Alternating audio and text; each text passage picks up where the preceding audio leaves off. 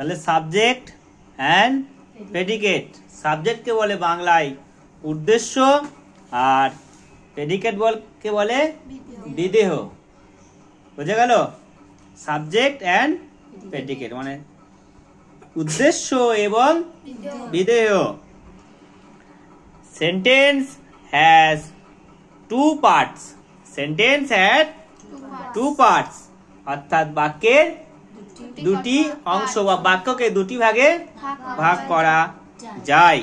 এক সাবজেক্ট, দুই প্রেডিকেট অর্থাৎ বাংলায় উদ্দেশ্য এবং বিধেয়।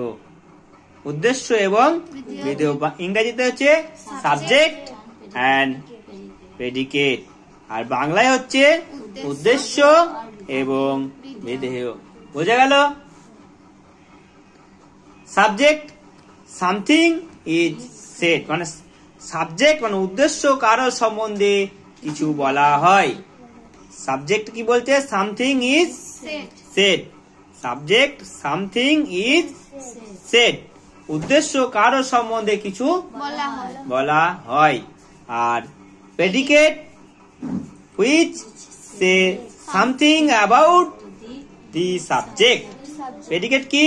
Which say something about the subject মানে বিধেয় কি বলছে? উদ্দেশ্য সম্বন্ধে যা কিছু বলা হয়।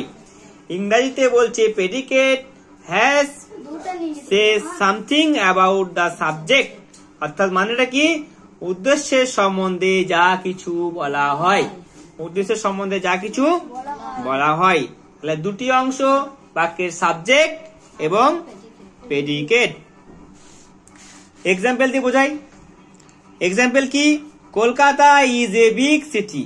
Kolkata is a big city মানে কলকাতা হয় একটি বড় শহর। কলকাতা হয় একটি বড় শহর। তাহলে এখানের মধ্যে কোনটা সাবজেক্ট আর কোনটা প্রেডিকেট হবে? Kolkata subject, is a big city হবে প্রেডিকেট। কারণটা কি?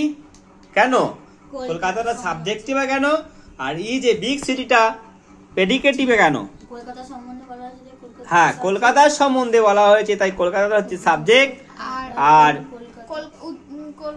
ইজ এ বিগ সিটি মানে উদ্দেশ্যে মানে সাবজেক্টের উদ্দেশ্যে কিছু বলা হয়েছে সেই জন্য ইজ এ বিগ সিটিটা হচ্ছে প্রেডিকেট। তাহলে এটা ইংরেজি গেল, এবং বাংলায় একটা উদাহরণ দিয়ে বোঝাই। রাম খুব অসুস্থ। রাম খুব অসুস্থ। তাহলে এখানে উদ্দেশ্য কোনটা আর বিধেয় কোনটা? রামটা হলো উদ্দেশ্য আর খুব অসুস্থটা হলো বিধেয়। কারণ কি?